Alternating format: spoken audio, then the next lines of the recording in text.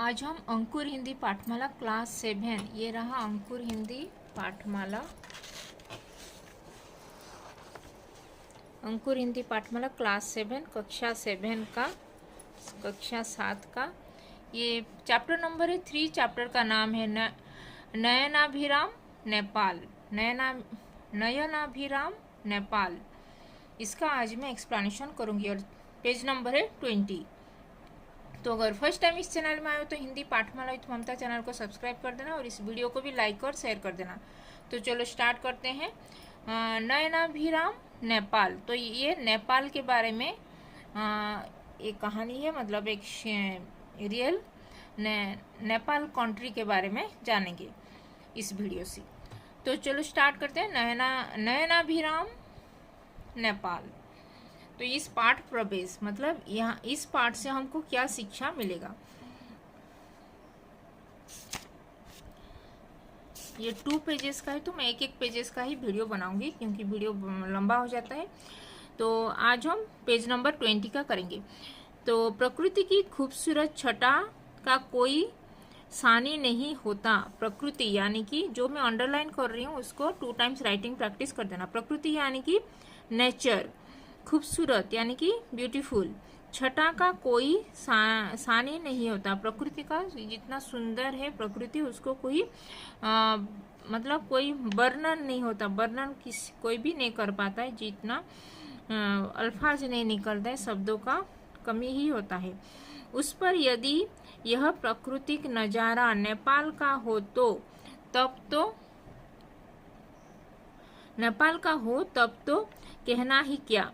अगर इस प्रकृति की नज़ारा यानी कि जो नेचुरल साइट्स का ये sightseeing, naturally sightseeing जो होता है नेपाल के बारे में है तो और भी क्या कहना है बोल के यहाँ पे जो लेखक है जो लिखे अभिव्यक्ति विश्वजाल की पत्रिका अभिव्यक्ति से ये लिया गया है, तो वो यहाँ पे लिखे। आइए चले हिमालय की गोद में बसे नेपाल की यात्रा पर। आइए चले, तो हिमालय के गोद में बसा, हिमालय के नीचे बसा है नेपाल। तो नेपाल कंट्री के बारे के ट्रैवल पर चले, यात्रा यानी कि ट्रैवल, जर्नी पर चले, उसके बारे में नेपाल के बारे में और कुछ जानते हैं बोल के। हिमालय के ऊंचे शिखरों के बीच स्थित नेपाल ऐसा प्रतीत होता है मानो नगराज हिमालय ने बड़े लाड़ प्यार से इसे अपनी गोद में बैठा रखा हो। हिमालय जो उच्च शिखर है, जो हिमालय तो ऊंचे शिखरों मतलब हिमालय बहुत ही ऊपर, बहुत ही ये सी लेवल से बहुत ही ऊपर है।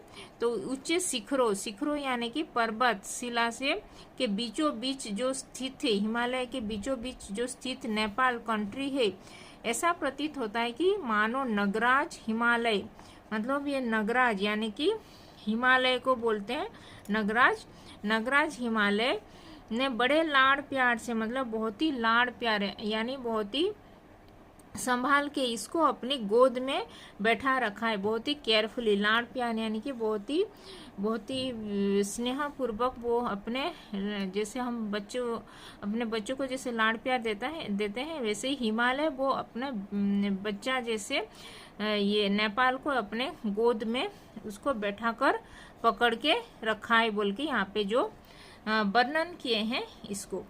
नेपाल अपने भौगोलिक, मतलब नेपाल का जो भौगोलिक यानी कि भूगोल संबंधी यानी कि ज्योग्राफिकली इसको बोलते हैं भौगोलिक। नेपाल की जो ज्योग्राफिकली जो उसका जो स्थित है, मतलब कहाँ पे स्थित है नेपाल, कहाँ पे स्थित है, जो क्वेश्चन आता है नेपाल भौगोलिक यानी कि भूगोल संबंधी ज्योग्राफिकली, तब उसका कहाँ पे वो स्थित है, उसका ये नेपाल जाने के लिए कहाँ से जो मार्ग पकड़ते हैं उसको कहाँ जाने के लिए उसको जो देखते हैं उसको बोलते हैं भौगोलिक, जो ज्योग्राफिकली कहाँ पे स्थित है।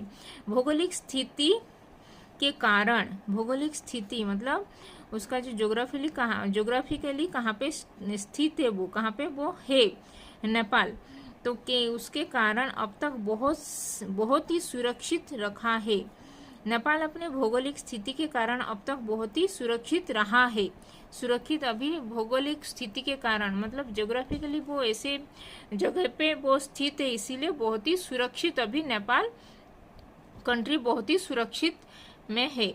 इसके उत्तर में दुर्गम हिमालय, उत्तर यानी कि नॉर्थ डायरेक्शन में दुर्गम हिमालय मतलब दुर्गम जो बहुत जहाँ पे पहुँचा ना जा सके, दुर्गम मतलब बहुत ही कठिनाई रास्ता होता है, उसमें पहुँचना बहुत ही मुश्किल होता है, दुर्गम भरा, जहाँ पहुँचा ना जा सके उसको बोलते हैं दुर्गम। दुर्गम हिमालय को पहुँचना बहुत ही मुश्किल होता है, बहुत ही कठिन काम होता है, तो इसीलिए बहुत ही दुर्गम हिमालय की अजय चोटियाँ मतलब हिमालय की जो चोटियाँ वो शिखर भी बहुत ही ऊंची शिखर पर है, तो ये नेपाल उसके पास है। तो और पूर्व पश्चिम और दक्षिण, पूर्व यानी कि ईस्ट, पश्चिम यानी कि वेस्ट, दक्षिण यानी कि साउथ। साउथ में उसकी संस्कृति का स्रोत तथा अन्य मित्र भारत ऐसी भौगोलिक विशेषता ने नेपाल की संस्कृति को अक्षुण्ण बनाए रखा। मतलब ये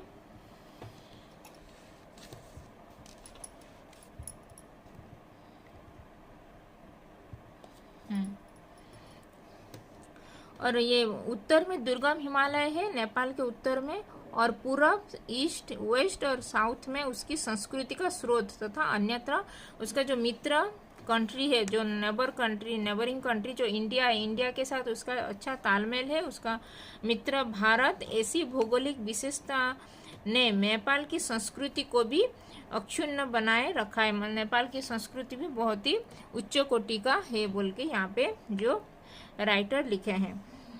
अक्षुण्ण मतलब जिसका क्षुर न हो, जिसको कुछ भी हानि पहुंचा ना जा सके, उसको बोलते हैं अक्षुण्ण। आंखों में सजीव होते नगराज हिमालय के हिम किरीट के दृश्यों ने नेपाल भ्रमण के लिए बढ़ते हुए कदमों के साथ साथ मन में भी नवीन उल्लास का संचार कर दिया।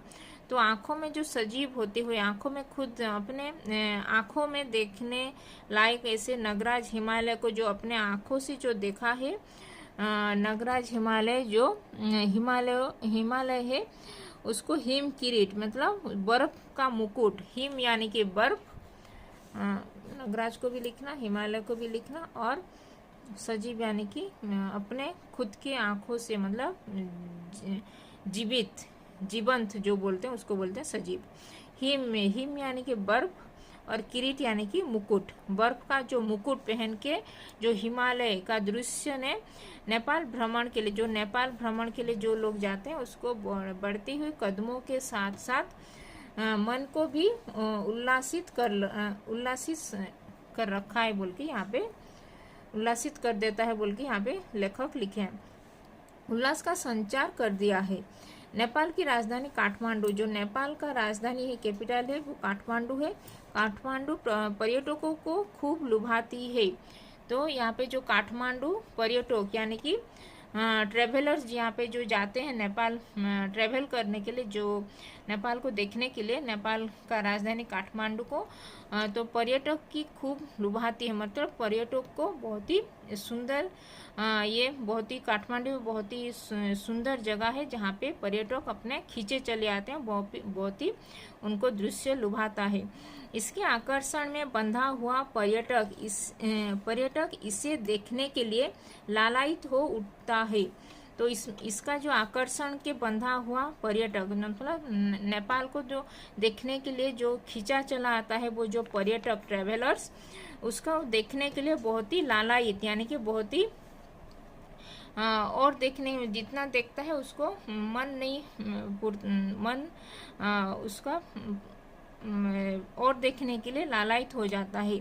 वैसे ही मैंने भी उस खूबसूरत वादी को स्वयं में आत्मसात कर लिया और सड़कों पर फैले विश्व के विभिन्न देशों के पर्यटकों के मध्य समा गया।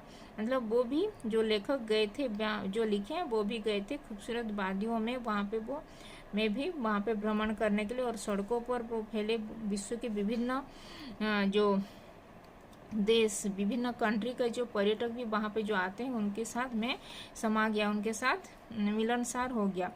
1950 तक जो नेपाल सदियों से विदेशियों के लिए बंद था, 1950 तक वो नेपाल को कोई भी वहाँ पे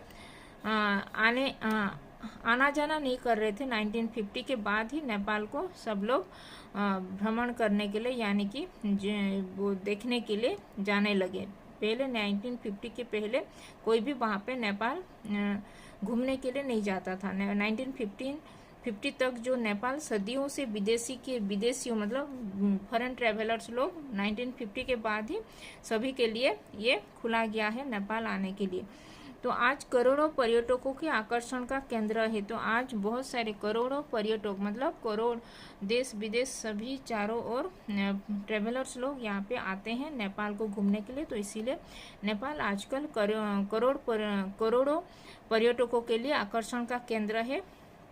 सब लोग यहाँ पे नेपाल को ये नेपाल की खूबसूरत वादियों में घूमने के लिए आज वो सबको लुभाता है, और यहाँ पे आने के लिए सब लोग आकर्षित होकर चले आते हैं। यह शहर पर्यटन व्यवसाय से बहुमूल्य विदेशी मुद्रा अर्जित कर रहा है।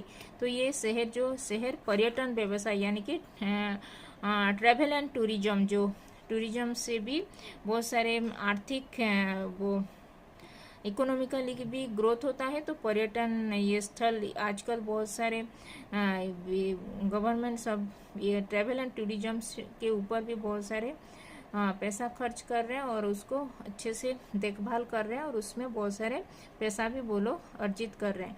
तो इसीलिए यह शहर जो ये नेपाल और काठमांडू शहर भी आजकल पर्यटन व्यवसाय यानी कि ट्रैवल एंड टूरिज्म के दृष्टिकोण से भी बहुत ही विदेशी मुद्रा में यानी कि फॉरेन करेंसी भी वो लोग अर्जित कर रहे हैं। मतलब फॉरेन ट्रेवलर्स यहाँ पे आ रहे हैं तो उनको उनका करेंसी यहाँ पे दे रहे हैं, और बहुत ही प्रॉफिट ये लोग ट्रैवल एंड टूरिज्म से भी गवर्नमेंट बहुत ही प्रॉफिट कमा रहा है।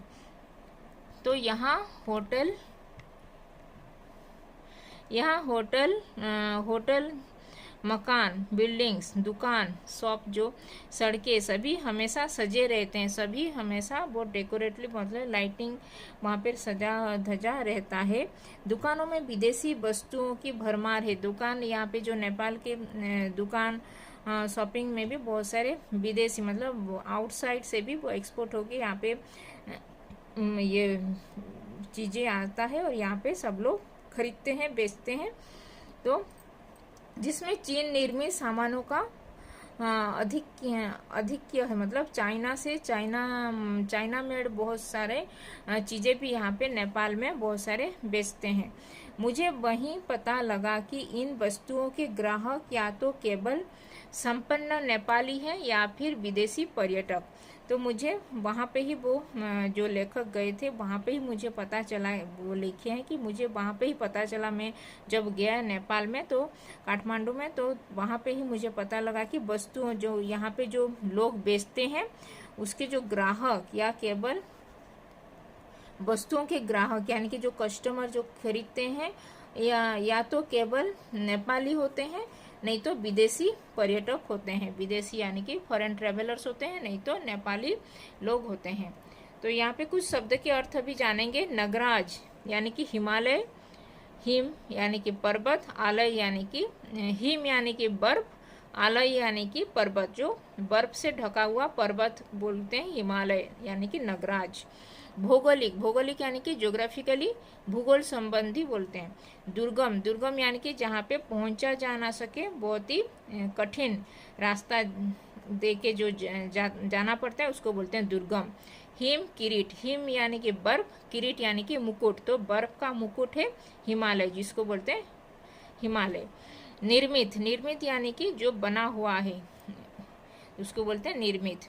तो ये था अंकुर हिंदी पाठमाला कक्षा 7 क्लास 7 का चैप्टर नंबर 3 और पेज नंबर 20। तो ये था पेज नंबर 20 चैप्टर नंबर 3 नयनाभिराम नेपाल का आज हम पेज नंबर 20 का आज मैं एक्सप्लेनेशन की। इसके बाद पेज नंबर 21 का कल करेंगे। तो इसमें अगर कुछ डाउट है, कुछ जो मैं अंडरलाइन की हूँ इसको 2 टाइम्स राइटिंग प्रैक्टिस कर देना। और इसमें अगर कुछ डाउट है, कुछ कीवर्ड्स में, कुछ सेंटेंस में, कुछ वाक्य में, कुछ ग्रामर में, तो कमेंट में लिख सकते हो। और अभी तक चैनल को सब्सक्राइब नहीं किया हो तो हिंदी पाठमाला विथ ममता चैनल को सब्सक्राइब कर देना और इस वीडियो को भी लाइक और शेयर कर देना। तो धन्यवाद, थैंक यू।